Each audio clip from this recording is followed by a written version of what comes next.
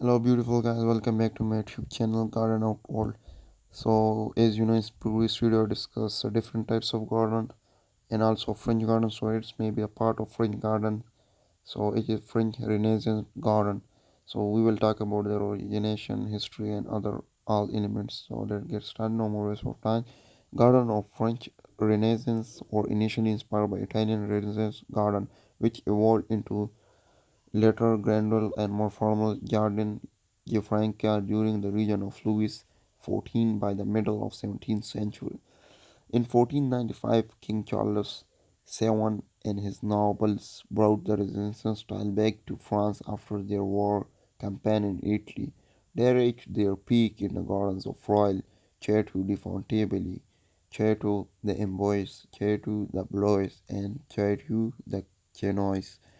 France's Renaissance gardens were characterized by symmetrical and geometric planting beds or parterres, planting plots, paths of gravel and sand, terraces, stairways, and ramps, moving water in the form of canals, cascades, and mountable fountains, an extensive use of artificial grooves, labyrinths, and the status of mythological figures. They became an extension of Chateau's. They surround and were designed to illustrate the resident's ideal of measure and proportion and remind the viewer of virtues of ancient Rome.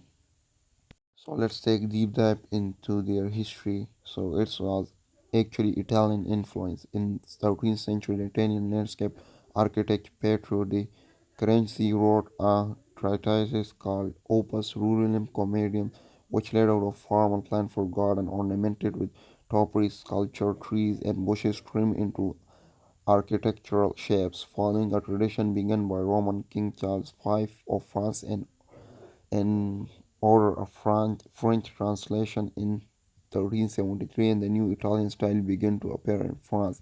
Another influential writer was Leon Battista Alberti, who in 1450 wrote a tract De Re Edificatoria for Lorenzo de' Medici. Alberti used the geometric principle of virtues to design building facades and gardens. He suggests that the house should look like our garden and that the garden should have portals for giving shades, cradles where vines grow on columns of marble, and there should be vases and even amusing statues, providing that they are not obscene. In his design of garden of Cortel del Belvedere in Rome, the architect Bramendi introduced the idea of prospectus using long axes perpendicular to palace, along which has placed parterres and fountains. They became central feature of Renaissance garden. A popular novel by Francesco Collina published in Venice in 1943 called The Dream of Fulfilling the Allergical Journey of the Travel.